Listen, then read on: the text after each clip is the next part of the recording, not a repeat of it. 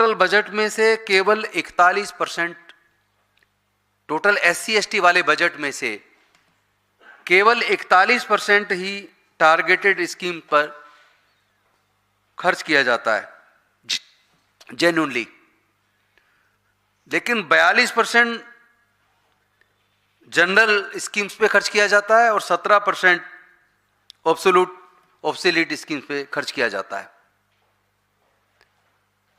जिसकी वजह से जो बेनिफिट SC/ST को होना चाहिए, जो डेवलपमेंट के ऊपर उनके खर्च होना चाहिए, वो खर्च नहीं होता। दिखाने को दिखाया जाता है कितना बड़ा बजट SC/ST के लिए एलोकेट किया गया है, और इस मामले में भारतीय जनता पार्टी माहिर भी है। वो जो करती है, करती कुछ और है, दिखाती कुछ और है और कहती कुछ और है। उसका सब कुछ ओवरऑल ऐसा लगता है जैसे केवल मार्केटिंग के लिए ही वो लोग बने हैं। उनका सब कुछ मार्केटिंग से जुड़ा होता है। अब मैं आपको जो बात बताना चाहता हूं वो बेहद शर्मनाक है। ज्यादातर जो 2020-21 से और 2024-25 तक जितना बजट SC/ST को दिया वो लगातार डिक्लाइन साइड में है, कंसिस्टेंटली डिक्लाइन है। जो टारगेटेड स्कीम है वो भी बजट पूरा खर्च नहीं किया जाता। हर साल पहले बजट आता है, फिर रिवाइज बजट जब आता है तो उसको फिर कम कर दिया जाता है। सरकार पूरा बजट उनके ऊपर खर्च हो जिस तरह एलोकेट किया गया, इसके ऊपर कोई चेक एंड बैलेंसेस नहीं लगाती। बाद में जाके क्या होता है, बजट सरेंडर होता है। और दुख की तो ये बात है, आपने देखा होगा ये भी 2025-26 के बजट में लगभग 130 करोड़ रुपया नेशनल ओवरसीज स्कॉलरशिप के लिए एलोकेट किया गया था, और उसमें 106 बच्चे सेलेक्ट हुए थे। दुख की बात यह कि 106 में से केवल 40 बच्चे विदेश में पढ़ने गए हायर एजुकेशन में। 66 बच्चे नहीं जा पाए सेलेक्ट होने के बावजूद। जब उसका कारण खोजा, कारण क्या है, तो उन्होंने फंड का क्रंच बताया कि फंड नहीं है। तो अब सवाल यह है कि एक तरफ जब रिवाइज बजट आता है तो आप बजट को हमेशा कम कर देते हैं, और बजट बाद में आप दिखाते पूरा खर्च ही नहीं हो पाया। लेकिन दूसरी तरफ जहां से उस समाज का विकास होना है, जैसे एग्जाम्पल के तौर पे एक अंग्रेजों की मदद से और उससे पहले सियाजीराव गायकवाड़ के द्वारा स्कॉलरशिप देने से, स्कॉलरशिप की मदद से 1913 में doctor Baba Saheb Ambedkar Colombia university पढ़ने गए, और उसके बाद डॉक्टर बाबा साहेब अम्बेडकर जी ने जब अंग्रेजों से आर्ग्यूमेंट किया, उनको कन्विंस किया कि आप विदेश में SC/ST के बच्चों को पढ़ने के लिए भेजिए, तो उनके बजट की मदद से 25 बच्चे विदेश पढ़ने गए, और उनमें से कितने ही बच्चे ऐसे रहे जो भारत में आके जिन्होंने भारत के निर्माण में अपनी भूमिका निभाई। उसी विदेश के एजुकेशन का असर है कि डॉक्टर बाबा साहेब अम्बेडकर जैसे संविधान निर्माता, constitutional expert, legal luminaries, economic expert Bharat को मिले। तो अगर हम भारत से बाहर विदेश में पढ़ने पर अगर बजट कुछ खर्च करें और हमारे बच्चे बाहर पढ़ने जाएं, तो निश्चित तौर पर भारत आने के बाद वो देश के लिए कंट्रीब्यूट करेंगे। लेकिन दुख होता है कि 106 बच्चे सेलेक्ट किए जाते हैं ओवरसीज स्कॉलरशिप के लिए, और 106 में से हम केवल 40 बच्चों को भेज पाते हैं, और 66 को ये कह के नहीं भेजने से इनकार कर देते हमारे पास बजट नहीं है, पैसा नहीं है। और सबसे ज्यादा दुख की बात यह कि जहां पैसा खर्च होना चाहिए वहां ना खर्च करके, जहां उनका रोल नहीं है वहां बहुत बड़ी मात्रा में SC/ST का बजट दिया जा रहा है। जैसे फॉर एग्जांपल यूरिया सब्सिडी के लिए SC/ST के बजट में से 14,584.96 करोड़ रुपया यूरिया सब्सिडी के लिए दिया गया, फर्टिलाइजर सब्सिडी के लिए 6,804.83 करोड़ रुपए दिया गया।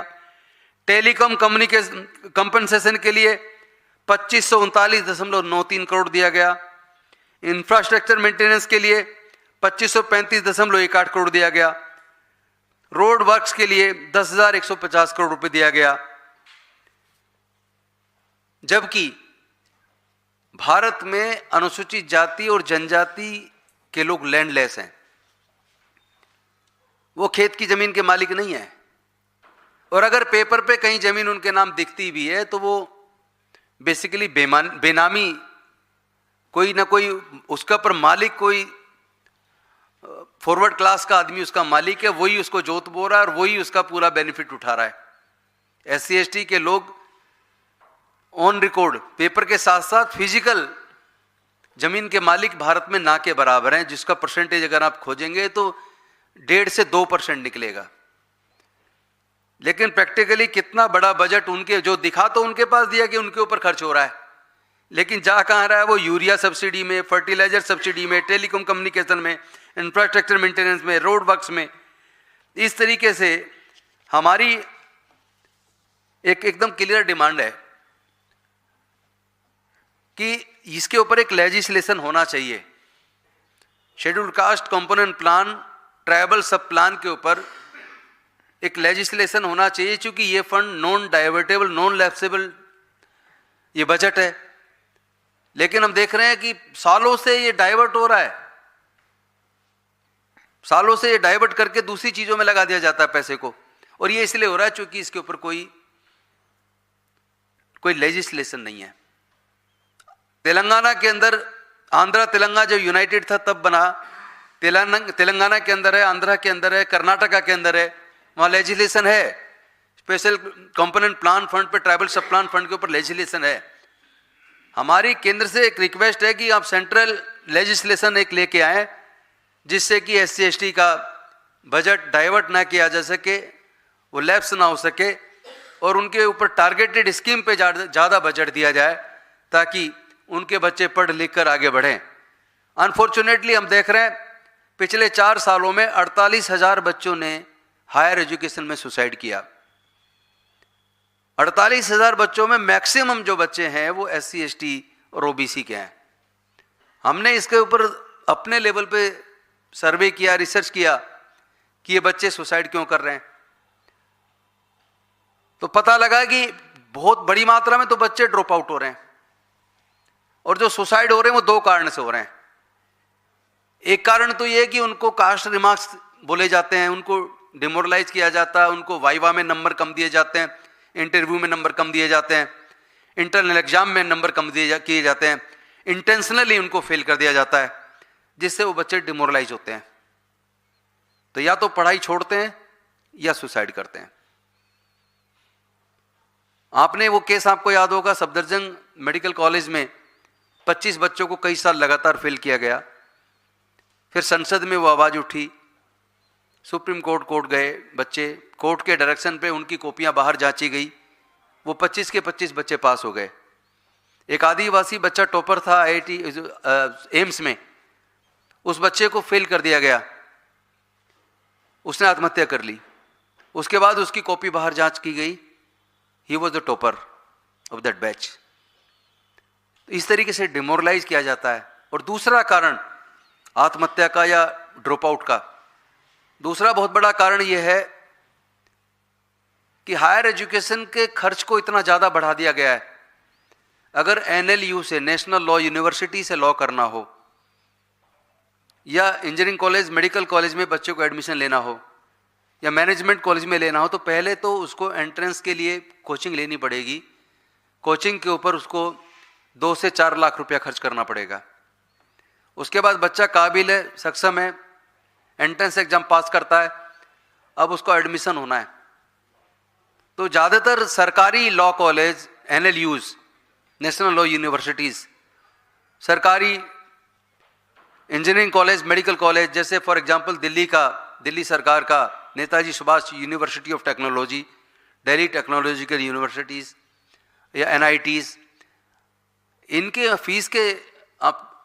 फीस का शेड्यूल अगर हम चेक करेंगे अब अभी गूगल पे भी चेक कर सकते हैं। तो 5 साल की लॉ की डिग्री करने के लिए लगभग 25 लाख रुपया चाहिए, 3.25 लाख, 3,71,000 के करीब तो केवल फीस है। हॉस्टल का खर्चा, किताबों का खर्चा, वर्दी का खर्चा, ट्रांसपोर्ट का खर्चा, बाकी खर्चे अलग हैं। तो नियर अबाउट 5 लाख रुपया 1 साल का खर्चा, और 5 साल की लॉ की degree 25 lakh, plus entrance exam की कोचिंग 2 से 4 लाख के बीच, यानी लगभग 27 लाख बच्चे के पास पैसा है तो वो खर्च उठा पाएगा, वरना नहीं उठा पाएगा। उसी तरह इंजीनियरिंग की 4 साल की डिग्री है तो उसका भी आप चेक कर लीजिए। मेडिकल की 4.5 साल की है, उसका चेक कर लीजिए। हमने सरकारी कॉलेजेस का चेक किया है, प्राइवेट की तो मैं बात ही नहीं कर रहा हूँ। मैं सिर्फ नाडार यूनिवर्सिटी की बात नहीं कर रहा हूँ, जिंदल ओपी जिंदल यूनिवर्सिटी की बात मैं नहीं कर रहा हूँ, अशोका यूनिवर्सिटी की बात मैं नहीं कर रहा हूँ। मैं सरकारी लॉ कॉलेज, सरकारी इंजीनियरिंग कॉलेज, सरकारी मेडिकल कॉलेजेस की बात कर रहा हूँ। उसके अंदर भी एक इंजीनियरिंग की डिग्री करने के लिए 15 लाख से 20 लाख रुपया चाहिए, मेडिकल की डिग्री करने के लिए लाखों रुपया चाहिए, मैनेजमेंट की डिग्री करने के लिए 30 लाख से 50 लाख रुपया चाहिए। तो हमारे SC ST के तो 99% ऐसे परिवार है जिनके परिवार की इनकम हर महीने की 5,000 रुपया महीना से लगा के 20,000 रुपये महीने के बीच है। तो वो परिवार के बच्चे कैसे पढ़ेंगे? अब वो इस भरोसे पे कि स्कॉलरशिप आएगा, बेचारे किसी तरह मेहनत करके पास होते हैं, कुछ कर्ज वर्ज लेके कोचिंग लेते हैं। अब उसका एडमिशन होता फर्स्ट ईयर में, तो फर्स्ट ईयर में वो एडमिशन के लिए कर्ज लेके 4 लाख, 3 लाख, 5 लाख कर्ज लेके एडमिशन ले लेते हैं। सोचते हैं कि वजीफे का पैसा आएगा तो हम लोग उस पैसे को वापस चुका देंगे। वजीफे का पैसा आता नहीं। अगर आप सरकारी डाटा निकाल के चेक कर लीजिए, एक भी साल पिछले कई सालों से किसी बच्चे की स्कॉलरशिप कभी टाइम से नहीं आती। 2-2 साल तक हो रहे हैं। उनका सर्वर डाउन हो जाता है, NIC का सर्वर डाउन हो जाता है, पोर्टल डाउन हो जाता है, पोर्टल काम नहीं कर रहा। कई बार तो उसका डेट ही निकल जाता है, अप्लाई नहीं कर पाता ना। उनका सर्वर ठीक हो रहा है, ऊपर से डेट निकल गई। डेट बढ़ाने के लिए लिखते हैं तो डेट नहीं बढ़ाते। अब जिस बच्चे ने फर्स्ट ईयर की कर्ज लेके फीस दी है, या तो उसको फेल कर दिया, डिमोरलाइज किया, कम नंबर दिए, और अगर उसने फिर भी इतना मेहनती बच्चा पास होकर आगे जा रहा है, अब अगले साल की फीस देनी है। फर्स्ट ईयर की कर्ज लेके फीस दी, स्कॉलरशिप आया नहीं, फर्स्ट ईयर का कर्जा चुका नहीं, सेकंड ईयर की फीस देनी है, बच्चे के पास फीस नहीं है। बच्चा डिमोरलाइज होता है, या तो सुसाइड करता है या कॉलेज छोड़ता है। अगर आप डाटा चेक करेंगे कितने बच्चों ने हायर एजुकेशन में एडमिशन लिया और कितने बच्चे कंप्लीट करके निकले, तो आपको जान के ताज्जुब होगा 80% बच्चे छोड़ के ड्रॉप आउट हो जाते हैं या सुसाइड कर लेते हैं, या कई बार कई साल उनकी डिग्री कंप्लीट करने में उनको लग जाता है। और दूसरी तरफ, एक तरफ सरकार ने schedule caste finance development corporation बनाए, national schedule caste finance development corporation, national schedule tribe development finance corporation. इसी तरह स्टेट के अंदर बने, state UP state schedule caste development finance corporation, इसी तरीके से आदिवासी के बने। लेकिन आपको जान के ताज्जुब होगा, ज्यादातर फाइनेंस डेवलपमेंट कॉर्पोरेशन की स्थिति ऐसी है, उनके पास बजट नहीं है, स्टाफ को तनख्वाह देने का पैसा नहीं है। दिल्ली का ही ले लो आप, DSFDC, Delhi SC ST OBC minority handicap development finance corporation, 1 साल की तनख्वाह स्टाफ को कोर्ट में जाकर हाई कोर्ट से मिली, फिर दोबारा 1 साल की ड्यू हो गई है, तनख्वाह नहीं मिल रही स्टाफ को। और जो बनाए इसलिए थे कि उनको एक कॉर्पस दिया जाएगा, फंड दिया जाएगा, जिसमें सेंट्रल गवर्नमेंट 50% देगा, 50% स्टेट गवर्नमेंट देगा, और उस कॉर्पस फंड में से वो लोग दलितों को, SC ST को सस्ते दर पे लोन देंगे और उस पैसे से वो लोग अपना व्यापार शुरू करेंगे। अनफॉर्चुनेटली कोई लोन नहीं दिया जा रहा। मैं पत्रकार बंधुओं से निवेदन करूंगा, अलग अलग स्टेट का डाटा मांग लीजिए, दिल्ली सरकार का जाकर मांगिए क्यों बंद पड़ा है डिपार्टमेंट। लगभग हर स्टेट का फाइनेंशियल डेवलपमेंट कॉर्पोरेशन दिखने को है, चेयरमैन है, डायरेक्टर्स हैं, लेकिन पैसा नहीं है। SC ST जिनके लिए बनाए उनको कोई सस्ते दर पे लोन ही नहीं दिया, लोन दिया ही नहीं जा रहा। स्टाफ, ना स्टाफ की तनख्वाह मिल पा रही है, ना लोन दिया जा रहा है। एक तरीके से सफेद हाथी बना के खड़े कर दिए, दिखाने को काम कुछ नहीं है। तो ये इससे पता लगता है कि नियत नहीं है। Where there is a will there is a way, जहां चाह वहां राह। लेकिन जहां चाहत नहीं है, इच्छा नहीं है, यानी कुछ इस तरह देखने में आ रहा है कि schemes are being made but intentionally denied. Scheme बना दी, फंड दिया नहीं, अपना आप डिनाई है। जैसे फॉर एग्जांपल, अगर उसमें लोन देने का थोड़ा बहुत पैसा है भी, तो उसमें शर्त ऐसी लगा रखी है कि केवल इतने इनकम लिमिट तक वालों को पैसा मिलेगा। अगर उसमें आपने लगाई 1.5 लाख दी, जैसे फॉर एग्जांपल स्कॉलरशिप में आपने इस स्कीम में लिखा हुआ है, देखिए ईडब्ल्यूएस में तो आपने 8 लाख इनकम लिमिट रखी हुई है, लेकिन SC ST वाले मुद्दों पे, OBC वाले मुद्दों पे, माइनॉरिटी वाले मुद्दों पे आपने इनकम क्राइटेरिया रखा है 2.5 लाख। 2.5 लाख के अंदर अंदर अगर आपके पेरेंट्स की सब मिला के पूरे परिवार की इनकम है तो आप स्कॉलरशिप अप्लाई कर सकते हैं। 2.5 लाख से ऊपर चला गया तो आप नहीं कर सकते। अब मैं एग्जांपल दिल्ली का दूं अगर, तो दिल्ली में न्यूनतम जो मजदूरी है वो 20,000 रुपए महीना से ऊपर है। उसको पूरा जोड़ोगे तो वो आपके 2.5 लाख वाली लिमिट से बाहर हो जाता है, वो उसको ले ही नहीं सकता, यूज ही नहीं कर सकता। इसी तरह माइनॉरिटी का जो डेवलपमेंट फाइनेंस कॉर्पोरेशन है उसका आप देखोगे तो उसमें अर्बन में अलग है, रूरल में अलग है। रूरल में 1.25 लाख है और अर्बन में 1.25 लाख है, रूरल में 85 लाख, वो 1000 सॉरी 1.25 लाख है और 85,000 रूरल में है। यानी इतने पैसे तक वालों को मिलेगा। अगर कोई मान लो उससे ऊपर कमा रहा है तो उसको बेनिफिट मिलेगा ही नहीं। तो जानबूझकर केंद्र की सरकार ने एक ऐसा स्कीम्स बनाई है, जिन स्कीम्स को डिनायल के लिए बनाया है, दिखाने को बना दिया, लेकिन उसका लाभ SC ST को ना मिले, ये एक सोची समझी साजिश है। और मैं केंद्र सरकार से निवेदन करता हूं कि ये चैरिटी नहीं है, ये राइट है, SC ST का अधिकार है। आप इसको चैरिटी मत बनाइए, और ताकि ये बजट सरेंडर ना करना पड़े इसके लिए ये भी व्यवस्था कीजिए कि बकायदा इसके लिए लेजिस्लेशन होना चाहिए। होता क्या है, चूंकि मैं खुद इस विभाग का मंत्री रहा हूं, दिखने को आप SC ST OBC welfare department के मिनिस्टर हैं, लेकिन फंड का काम जो करता है वो फाइनेंस और प्लानिंग करता है। यानी ये जो बजट एलोकेट होता है अलग अलग डिपार्टमेंट्स को होता है, और डिपार्टमेंट को तब होता है डिपार्टमेंट स्कीम बना के प्लानिंग और फाइनेंस को भेजें। एक तरफ नोडल डिपार्टमेंट दिखाने को SC डिपार्टमेंट बना दिया, लेकिन स्कीम SC डिपार्टमेंट को नहीं आती, ना फंड आता। स्कीम बना के अलग अलग डिपार्टमेंट भेजें, फाइनेंस डिपार्टमेंट को, प्लानिंग डिपार्टमेंट को, और फाइनेंस डिपार्टमेंट और प्लानिंग डिपार्टमेंट फिर उनको उसी की स्कीम पे पैसा देता है। और वो दुख की बात यह है कि वो डिपार्टमेंट जिनको फंड दिया जा रहा है वो स्कीम ही नहीं बनाते, ना स्कीम बनेगी ना बजट मिलेगा। अगर SC डिपार्टमेंट को फंड मिलता, फिर SC डिपार्टमेंट उन डिपार्टमेंट से टारगेटेड स्कीम मंगवाता, तो वहां मॉनिटरिंग रहती, ऐसी मंत्री खुद उस पर मॉनिटर करता। तो जानबूझ के सब कुछ उलझा के रखा हुआ है। और दुख की बात यह है कि एजुकेशन पे, हायर एजुकेशन पे इतना कम बजट दिया, जिसपे मेरे साथी विक्रांत भूरिया जी, जो हमारे अनुसूचित जनजाति विभाग के नेशनल चेयरमैन है, वो उस पर अपनी बात रखेंगे। अब मैं उनको माइक हैंडओवर करता हूं। Thank you. धन्यवाद। जय जोहार, जय भीम, जय संविधान। साथियों, बजट सिर्फ एक अंकों का दस्तावेज नहीं है, यह डॉक्यूमेंट नहीं है। ये जो सरकार की नीयत होता है उसका एक बहुत बड़ा आईना है।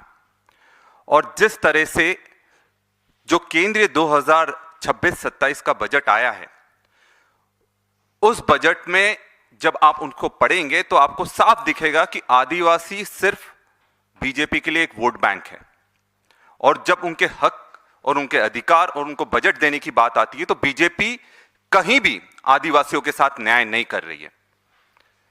यह बजट आदिवासियों के लिए कोई विकास का दस्तावेज नहीं है। ये जो चोरी हो रही है उसका जीता जागती एक चार्जशीट है। साथियों, जो ये बजट में आंकड़े, जैसे कि राजेंद्र पाल गौतम जी ने भी बताया कि जो SC ST को पैसा दिया जा रहा है वो पर्याप्त नहीं है। और इसमें ST को, आदिवासियों को 1,41,000 करोड़ का बजट दिया गया, जैसा कि बताया गया है। 1,41,000 करोड़ का, पर जो मायने रखता है टारगेटेड कितना बजट है। तो इस 1,41,000 करोड़ में से सिर्फ जो आदिवासियों के लिए टारगेटेड बजट है वो मात्र 64,000 करोड़ है। बाकी सारा बजट सामान्य योजनाओं में पूरी तरह से उपयोग किया जा रहा है। तो यह साफ है कि यह विकास का कहीं पैमाना तय नहीं करता है। और यह लेखा जो लिखकर ये बता रहे हैं बजट को, उसमें बहुत बड़ा धोखा किया गया है। जो सबसे बड़ा खेल होता है वो ट्राइबल सब प्लान में होता है। ट्राइबल सब प्लान वो बजट जो सिर्फ आदिवासियों के लिए स्वीकृत किया जाता है, और इस ट्राइबल सब प्लान का जो मुख्य उद्देश्य है कि ये नॉन डाइवर्टेबल है। मतलब आप ट्राइबल सब प्लान का पैसा जो दिल्ली से आता है उसको किसी और योजनाओं में उपयोग नहीं कर सकते हो। दूसरा, ये नॉन लैप्सेबल होता है। मतलब अगर इसको एक साल में उपयोग नहीं करा तो अगले साल इसको उपयोग किया जा सकता है। पर हकीकत में क्या हो रहा है? हकीकत में ये दूसरे विभागों को डाइवर्ट भी हो रहा है, दूसरी योजनाओं में इसका उपयोग भी हो रहा है, और इसको लैप्स भी किया जा रहा है। क्योंकि इसमें एक नियम था कि अगर ये लैप्स हो रहा होगा तो इसके लिए नॉन लैप्सेबल फंड का एक पूल तैयार करने का निर्देश दिया गया था। पर हकीकत में आज तक नॉन लैप्सेबल फंड का कोई पूल तैयार करा नहीं गया। तो जब वो फंड का पूल तैयार नहीं हुआ, जो फंड का पूल तैयार नहीं हुआ, जो फंड का पूल तैयार नहीं हुआ, तो ये लैप्सेबल हो रहा है। और इसलिए ये क्या करते हैं, एक साल तक ट्राइबल सब प्लान का पैसा का उपयोग नहीं होता है और उसके बाद इसको अलग अलग योजनाओं में बांट दिया जाता है। इसका सबसे बड़ा उदाहरण मैं आपको देना चाहूंगा। इंदौर की जो मेट्रो तैयार हो रही है वो ट्राइबल सब प्लान के पैसे से तैयार हो रही है। मोदी जी की जो भोपाल में सभाएं हो रही है वो ट्राइबल सब प्लान के पैसे से हो रही है। और ये लिखित में 13 करोड़ रुपए मोदी जी के सभा के जो बसों का किराया था, 13 करोड़ रुपए ट्राइबल सब प्लान से दिया गया है। दस्तावेज हैं इसके।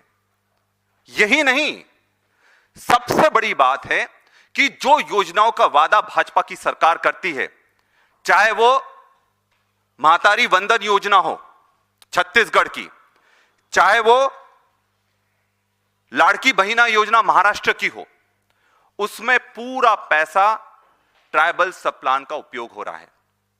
अगर आप कोई योजना की घोषणा करते हैं तो उसके पैसे का भी आपको बजट अलग से रखना चाहिए।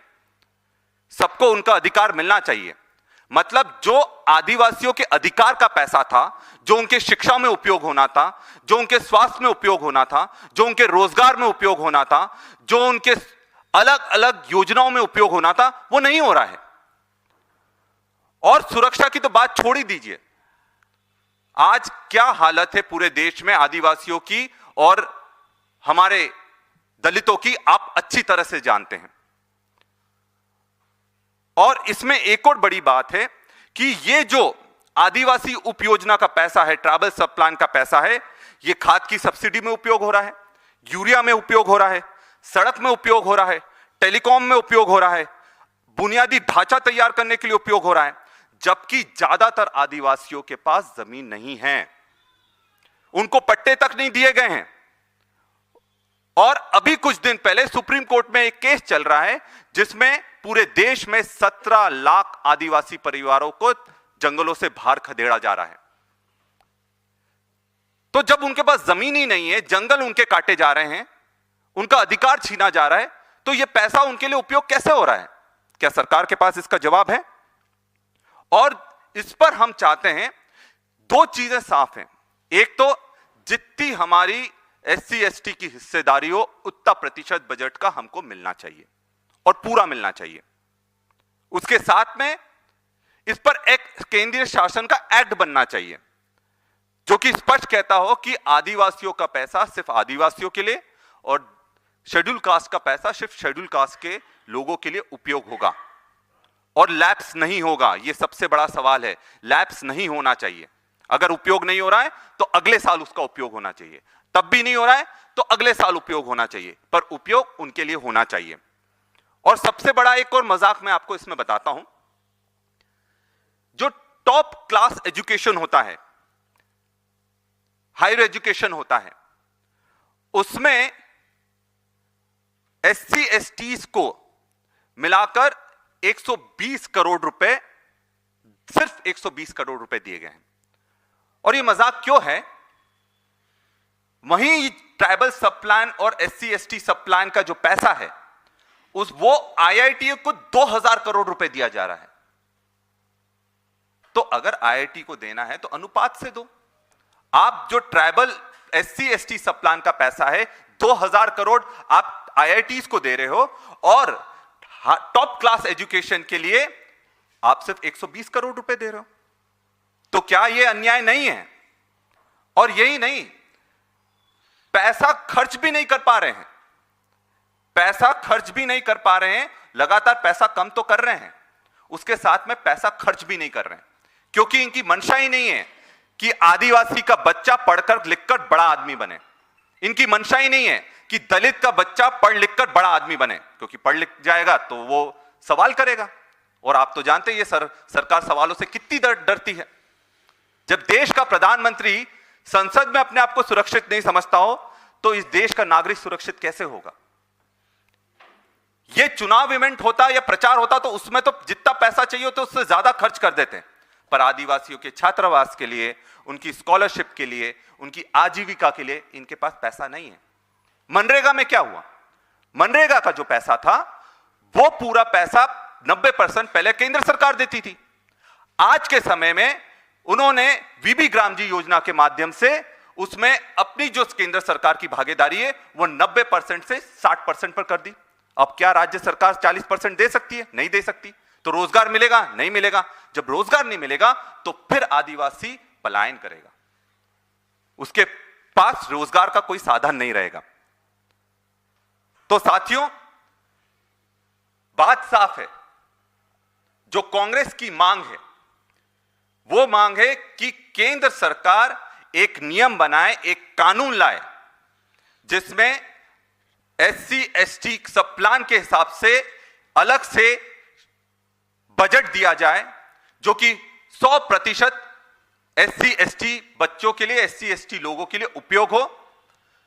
वो बजट नॉन लैप्सेबल होना चाहिए, मतलब वो किसी भी तरह से अगर उपयोग ना हो तो खत्म नहीं किया जाना चाहिए, दूसरे विभागों में ट्रांसफर नहीं होना चाहिए, और उसकी निगरानी के लिए एक केंद्र समिति बनना चाहिए जो कि ये निगरानी करे कि इस बजट का प्रॉपर यूटिलाइजेशन हो रहा है कि नहीं हो रहा है, और यह बजट हिस्सेदारी के हिसाब से हो, जितनी जिसकी हिस्सेदारी उतनी उसकी भागीदारी।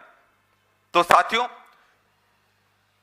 मैं आप सबसे आह्वान करता हूं, हमारे मीडिया के साथियों से आह्वान करता हूं कि ये बहुत महत्वपूर्ण मुद्दे हैं, और जिस तरह से एक्ट तैयार करा गया है SC/ST सब प्लान के लिए, चाहे वो कर्नाटका हो, आंध्र प्रदेश हो, उत्तराखंड हो, इन राज्यों में एक्ट बनाया गया, तो बाकी राज्यों में क्यों एक्ट नहीं बना? केंद्र सरकार में एक्ट क्यों नहीं बना? इसका जवाब सरकार को निश्चित तौर पर देना चाहिए। बहुत बहुत धन्यवाद। साथियों, इससे पहले कि मैं आपको सवाल के लिए बोलूं, आप सवाल पूछ सकते हैं। एक बात और बता दूं, 2024 के लोकसभा चुनाव के टाइम पर कांग्रेस ने अपने मैनिफेस्टो में डाला था, हमारी सरकार बनेगी तो हम इसके ऊपर लेजिस्लेशन लेकर आएंगे। अनफॉर्चुनेटली हमारी सरकार नहीं बनी तो वो चीज़ छूट गई, लेकिन हम केंद्र सरकार से क्या ये उम्मीद कर सकते हैं कि वो ये लेजिस्लेशन लेकर आए? चूँकि 2235.02 करोड़ IITs को दे रहे हैं, 1398.71 करोड़ NITs को दे रहे हैं, UGC को 964.34 करोड़ दे रहे हैं, और IITI जो छोटी छोटी IIT जहाँ से लोग टेक्निकल एंड सीख के निकलते हैं, जहाँ ज़्यादा संख्या निकलती है, वहाँ केवल 54 करोड़ रुपए दे रहे हैं। और वो एक और चीज़ देखने में आई है कि ये जो 2.5 करोड़ और 1398 करोड़ 964 करोड़ दे रहे हैं, वो बिल्डिंग बनने में खर्च हो रहा है। अगर उसी पैसे से उन बच्चों की फीस दे दें तो बच्चे ड्रॉप आउट ना हो, बच्चे सुसाइड ना करें। तो ये हम निवेदन करते हैं, उम्मीद करते हैं, वैसे तो उम्मीद बीजेपी से हमें ज़्यादा नहीं है, क्योंकि जो बजट में जिस तरह घालमेल उन्होंने कर रखा है, इस बार और भी घटा दिया। जो पिछली बार 130 करोड़ रखा था एलोकेशन नेशनल ओवरसीज़ के लिए, वो घटा के 125 करोड़ कर दिया। मतलब पहले देख लिया कि आप 66 बच्चे नहीं भेज पाए, केवल 40 भेज पाए। तो बजट बढ़ाना चाहिए था। टारगेटेड स्कीम में अगर आप बजट बढ़ाएं, जनरल स्कीम और ऑब्सोलीट स्कीम की वजह टारगेटेड में बढ़ाएं तो इन वर्गों का ज़्यादा तरक्की हो सकती है, लेकिन नीयत देने की नहीं है, जबकि ये चैरिटी नहीं है बल्कि अधिकार है। अब मैं चाहूँगा आपको